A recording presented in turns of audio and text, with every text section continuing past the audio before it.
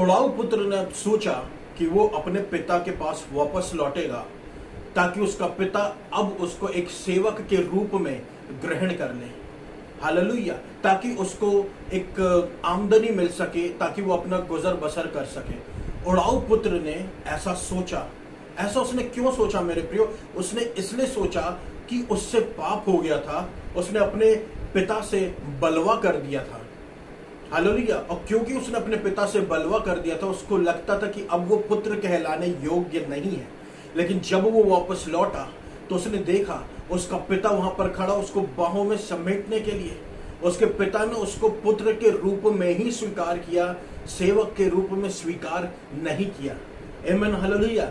यहाँ पर एक पाठ है मेरे प्रियो, एक सीखने की बात है कि जो उड़ाऊ पुत्र है उसने ऐसा अपने पिता के विषय में गलत सोच क्यों सोचा। हालेलुया। वैसे ही सोच हमारी कभी हमारे जीवन में बननी नहीं चाहिए मेरे प्रियो।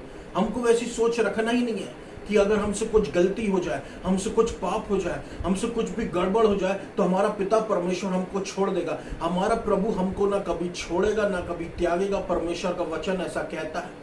हालेलुया। बल्कि वो हमसे बहुत ज्यादा प्रेम करता है। ऐसी मेंटालिटी, ऐसी सोच हमको रखना है कि अगर हमसे कुछ गलती हो भी जाती है तो वो हमको उठा के फिर खड़ा कर देता है। और परमेश्वर हमको अपना अनुग्रह पर अनुग्रह, अनुग्रह पर अनुग्रह देता है ताकि हम अपने उस गलतियों पर, पापों पर विजय पा लें और हम हियाव के साथ अपने परमेश्वर पिता को अपना पिता कह सके।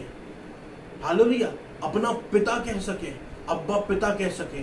हमको हमारी सोच को मेरे प्रियो बिल्कुल भी उड़ाऊ पुत्र के जैसे नहीं रखना है कि हमारा परमेश्वर अब हमको त्याग देगा या हमको स्वीकार नहीं करेगा। हालेलुया। स्वीकार करता है एक पुत्र के रूप में, एक पुत्री के रूप में, क्योंकि यीशु मसीह के लहू ने हमको धोकर शुद्ध कर दिया है। हम आम नहीं, खास लोग हैं। हालेलुया। यीशु मसीह के लहू से धुले हुए चिन्हित लोग हैं। आमीन, हालेलुया। परमेश्वर हमारा अब अब्बा पिता है। आमीन।